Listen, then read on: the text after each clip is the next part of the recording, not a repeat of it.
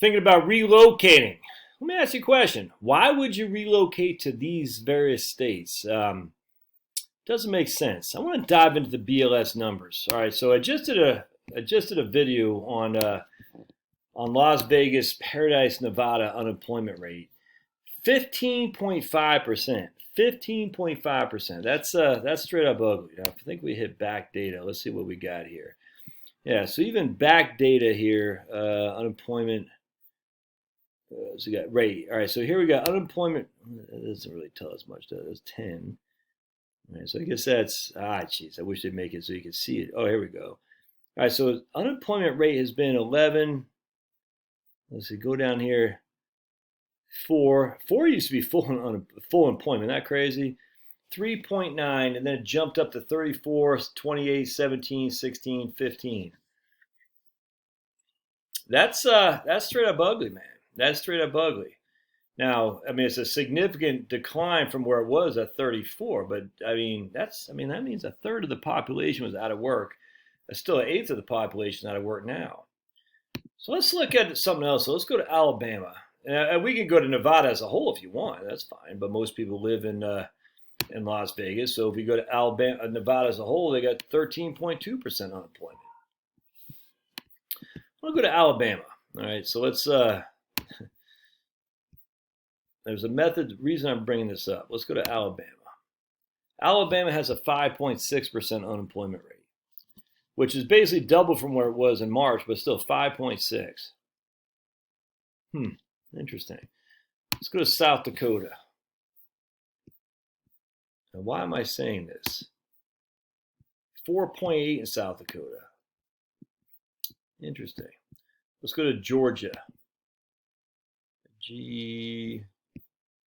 Right there, Georgia. 5.6. You seen a similarity here? Let's go to Texas. 6.8. Now let's go to Massachusetts. I have no idea what it is. I'm just going to, or Maryland, there you go. Pablo, 6.9. Pablo. So Maryland, Massachusetts, let's see what else. I don't know what it is in Massachusetts. 11.3, interesting. Michigan, 8.7. What's another one? Pennsylvania, 10.3. What's another big lefties? Oh, California. Let's look at California. 11.4. Connecticut, 8.1. Florida's a good free state, 7.4. What's that? Oh, Kentucky, because they got that crazy guy there. It's probably 7.6. We did Michigan. Minnesota, oh, there's Ted Wallace. 7. It's not as bad as I would have thought, 7.4. Does anything else jump out at me? New Jersey, let's see what that is. 10.9. I guess that's it. Let's look at Tennessee. 8.5. I guess what I'm trying to say, let's look at Washington. 8.5. Then we'll look at Wisconsin. 6. Wisconsin only 6.2. Where I'm going with this is, why would you pay up significant amount of money for a house in a state that has huge unemployment rates that's well above average, well above the national average? That doesn't make sense to me. That seems like it's a market primed at the pump to decline.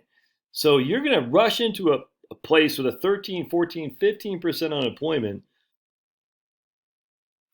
That does not make sense to me, man. Because when people don't have work, they can't afford their mortgages. When they can't afford the mortgages, they go in foreclosure. When they go in foreclosure, the bank takes it, puts a sign out there, foreclosure, and inherently drops the values. I would not be buying a property in a unemployment high, paying big bucks for a property in a high unemployment state. I think that's nuts. That just seems to be buying high, man. Now, if you're going to stay there a long time, more power to you. But if you're doing it because, I don't know. I would think long and hard before I would buy something in Las Vegas at above asking price. I think long and hard before I bought something in Massachusetts above asking price, in Maryland, in Pennsylvania, in New Jersey. I think long and hard before I bought above asking price in one of these states, because they're not Ohio. Well, forget it. They're not geared towards freedom. And if they're not geared towards freedom, they're okay with companies going out of business, and that means people losing their jobs. If people lose their jobs, they can't afford the rent or the mortgage in this case. What happens when they can't afford the mortgage? Well, inherently, we've seen this. What happens, man? I was telling you about someone in our family. They were thinking about listing their house to escape. This is 2008, and there's freaking, you go through their neighborhoods, houses on houses on houses, for sale signs up and down. It's crazy, and he just, there's no way they're going to list it because they're going to compete against all these other homes that were for sale, which is significantly lower than what they needed to get out from under the mortgage. Never mind to get some equity. So we fast forward 13 years, they're still there.